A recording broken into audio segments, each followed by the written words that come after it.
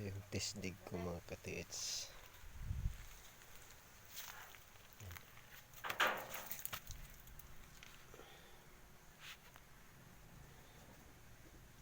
Man-made yan.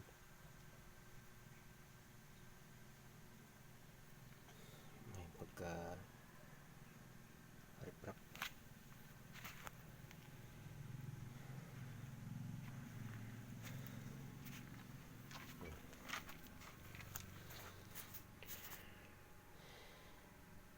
Butas ko ano pa lang dito na side tupit, tapos dyan 1 feet. Dito na nakita na yung cover. Meron siyang ano,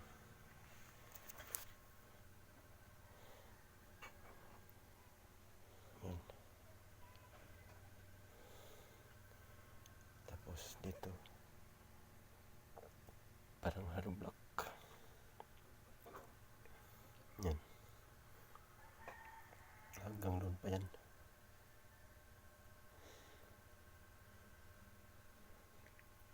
Siguro kung alisin ko mga lupa dyan, papunta pa ito doon. Tsaka ito, paakyat doon. Nandun kasi yung sign na tambakan na dahil ginawa ko ng kusina. May butas doon na ubok na bato. May butas, ganyan kalaking butas. Tapos nakaganyan yung may kasa tubig. Tapos may malapad na bato doon na mayroong nakadrawing, nakasandal doon sa taas. Inalis na kasi. Nandun, puntahan natin doon. Nilagay doon kasi nilagay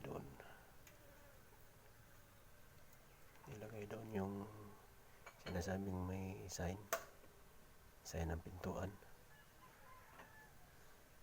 Malapad kasi yun ginawang labahan. Diyan kasi naglalaba si nanay doon. Diyan. Ganito yung drawing.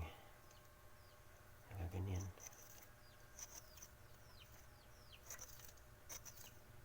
Tapos ganyan. Doon siya nakalagay sa taas.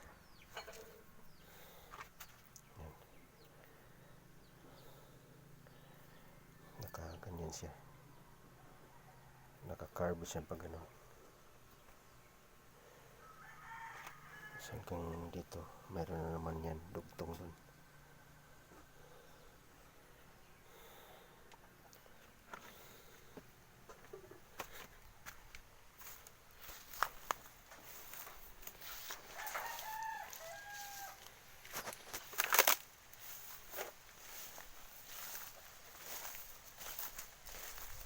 Punta natin yung sabi kong sign na nilagay dito. Yan. Nilumot na kasi matagal na. Okay. Dito yung lapis. Yan. Hindi makita. Kasi may araw na. Yan. Ayan.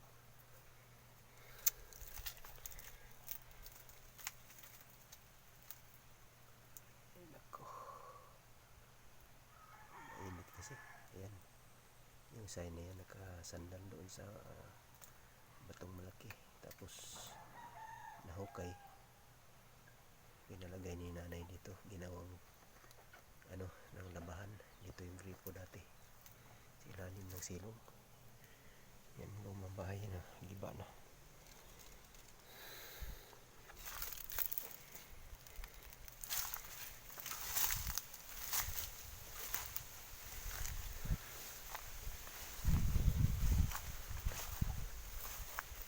Inulit ko itong video kasi kanina nalagay ko sa ang bilis naman noon, kaya inulit ko. Mainit na tuloy.